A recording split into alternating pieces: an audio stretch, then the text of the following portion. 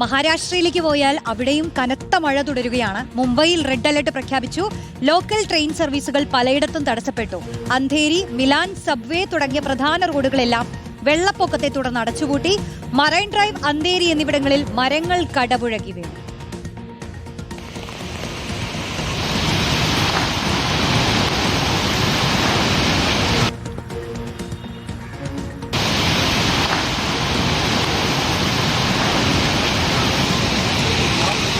അതേപോലെ ദില്ലിയിലും red alert പ്രഖ്യാപിച്ചിട്ടുണ്ട്. ദില്ലിയിൽ നിന്ന് നോബിൾ മാരിക്കാരൻ ചേരുന്നു.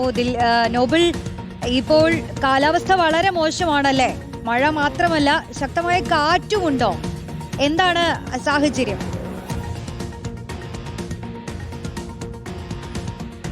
റോഷ്നി, ഉത്തരേന്ത്യൻ സംസ്ഥാനങ്ങളിൽ ശക്തമായ മഴ കഴിഞ്ഞ കുറേ ദിവസങ്ങളായി തുടരുന്നു. ഏറ്റവും അധികം മഴയുള്ള മഹാരാഷ്ട്രയിലാണ് എന്ന് വേണം പറയാൻ. മഹാരാഷ്ട്രയിൽ മുംബൈ അടക്കമുള്ള ഇടങ്ങളിൽ ഇന്നും റെഡ് അലർട്ടാണുള്ളത്. മുംബൈ, അതോടൊപ്പം തന്നെ താനെ, കൊങ്കൺ മേഖലയിൽ ശക്തമായ മഴ പെയ്യും എന്നാണ് കാലാവസ്ഥാ വകുപ്പിന്റെ ഒരു പ്രവചനം. എന്താണെങ്കിലും അതിനു പിന്നാലെ പലയിടത്തും ഇന്ന് മഴ പെയ്യുകയും ചെയ്തു. മുംബൈയിൽ റെഡ് അലർട്ട് തുടരുകയും ചെയ്യുകയാണ്. പലയിടത്തും ട്രെയിൻ ഗതാഗതം മുംബൈയിലും മഹാരാഷ്ട്ര വിവിധ ഭാഗങ്ങളും തടസ്സപ്പെട്ടു എന്നാണ് പ്രധാനപ്പെട്ട കാര്യം. ഏറ്റവും പ്രധാനപ്പെട്ട അവിടെ ഉപയോഗിക്കുന്ന ലോക്കൽ ട്രെയിനുകളാണ്. ഈ ലോക്കൽ ട്രെയിനുകളുടെ പ്രവർത്തനം അടക്കം താറുമാറാതിലേക്ക് വെള്ളക്കെട്ട് രൂപപ്പെടുന്ന സാഹചര്യം ഉണ്ടായിട്ടുണ്ട്. പലയിടത്തും റോഡുകളിൽ വെള്ളം കയറിയത് ഗതാഗതത്തെ ബാധിച്ചു. അത്തരത്തിൽ ജനജീവൻ ദുസ്സഹമാക്കി എന്ന് തന്നെ വേണം പറയാൻ. മൊത്തം 5 മരണങ്ങളാണ് മഹാരാഷ്ട്രയിൽ ഈ മഴക്കെടുതി മൂലം ഈ ഒരാഴ്ചകളിൽ റിപ്പോർട്ട് ചെയ്തിരിക്കുന്നത്. അതിൽ 3 മുംബൈയിലും ബാക്കി ഓരോന്നിനും താനെയിലും അതോടൊപ്പം തന്നെ അത്തരത്തിൽ പൂനെയിലുമാണ് എന്ന വിവരം പുറത്തേക്ക് വരുന്നു. പ്രധാനപ്പെട്ട മറ്റൊരു കാര്യമാണ് ദില്ലിയിലും ഇന്നിപ്പോൾ റെഡ് അലർട്ട് പ്രഖ്യാപിച്ചിട്ടുണ്ട്. ദില്ലിയെ സംബന്ധിച്ച് 3 മണി വരെ ശക്തമായ മഴയും കാറ്റും ഉണ്ടാകും എന്നായിരുന്നു കാലാവസ്ഥാ വകുപ്പിന്റെ മുന്നറിയിപ്പ്. പലയിടത്തും ശക്തമായ മഴ പെയ്യുകയും ചെയ്തു. പ്രത്യേകിച്ച് ദില്ലി വിമാനത്താവളം അടക്കമുള്ള ഇടങ്ങളിൽ ശക്തമായ മഴയാണ് രേഖപ്പെടുത്തിയത്. അതിന് അടിസ്ഥാനത്തിൽ 15 വിമാനങ്ങൾ